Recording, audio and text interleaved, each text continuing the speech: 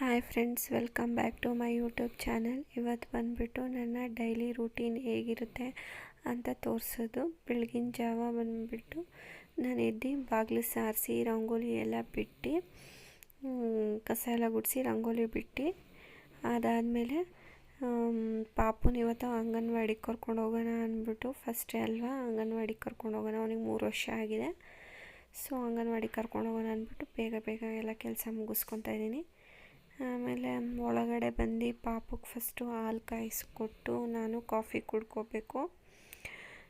ನೋಡಿ, ನಮ್ಮ ಪಾಪ ಹಾಲು ಕುಡಿತವನೆ. ಎದ್ದಿದ ತಕ್ಷಣ ಹಾಲು ಬೇಕು ಅವನಿಗೆ. ಹಾಗೆ ನಾನು ಕಾಫಿ ಕುಡ್ಕೊಂಡು ಆಮೇಲೆ ಹಾಗೆ ನಾನು ಮನೆಯೆಲ್ಲ ಕ್ಲೀನ್ ಮಾಡಿಕೊಂಡು ಅವನು ಇರ್ತಾನೋ ಹೆಂಗೋ ಅಂಗನವಾಡೀಲಿ ಅಂದ್ಬಿಟ್ಟು ನಾನು ಮನೆಯೆಲ್ಲ ಕ್ಲೀನ್ ಮಾಡಿಬಿಟ್ಟು ಆಮೇಲೆ ಅವನ್ನ ಕರ್ಕೊಂಡು ಹೋಗ್ತೀನಿ. ಯಾಕೆಂದರೆ ಸಪೋಸ್ ಏನೋ ಅತ್ತ ಅಂದರೆ ಅಲ್ಲೇ ಕೂತ್ಕೊಂಡು ಇದು ಬರೋಣ ಅಂದ್ಬಿಟ್ಟು. ಹಾಗೆ ಅವರಪ್ಪ ಕೆಲ್ಸಕ್ಕೆ ಹೋದರು. ಅದಕ್ಕೆ ಅವನು ಬಾಯಿ ಮಾಡೋಕ್ಕೋಸ್ಕರ ಕೆಳಗಡೆ ಹೋಗಿ ಬಾಯಿ ಮಾಡ್ತಾನೆ.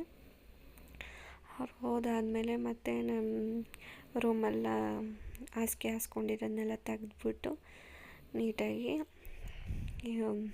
ಎಲ್ಲ ತೆಗ್ದಾದ್ಮೇಲೆ ತಿಂಡಿ ಮಾಡೋಕ್ಕೆ ಹೋದೆ. ಪಾಪುಗೆ ತಿಂಡಿ ತಿನ್ಸ್ಕೊಂಡು ಕರ್ಕೊಂಡು ಹೋಗ್ಬೇಕಲ್ಲ, ಅದಕ್ಕೆ ತಿಂಡಿ ಬಂದುಬಿಟ್ಟು ಪಲಾವ್ ಮಾಡ್ತಾಯಿದ್ದೀನಿ. ಅದು ಅವರೆಕಾಯಿ ತರಕಾರಿ ಹಾಕಿ ಪಲಾವ್ ಮಾಡಿದೆ, ತುಂಬ ಚೆನ್ನಾಗಿರುತ್ತೆ.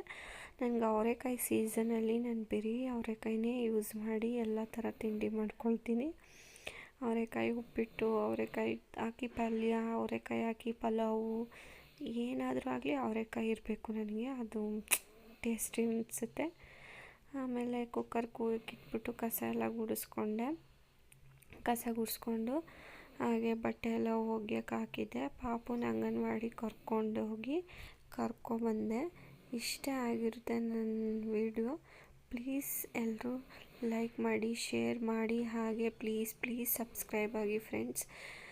ನನ್ನ ಚಾನಲ್ಗೆ 60 ಜನ ಸಬ್ಸ್ಕ್ರೈಬ್ ಆಗಿದ್ದೀರಾ. ಹಾಗೆ ಸಬ್ಸ್ಕ್ರೈಬ್ ಆಗಿ ನನ್ನ ಹೀಗೆ ಬೆಳೆಸಿ ನಾನು ಒಂದು ಅಚೀವ್ಮೆಂಟ್ ಮಾಡಬೇಕು ಅಂತ ಆಸೆ. ಅದಕ್ಕೆಲ್ಲ ನೀವೇ ಕಾರಣ ಆಗ್ತೀರಾ. Thank you friends.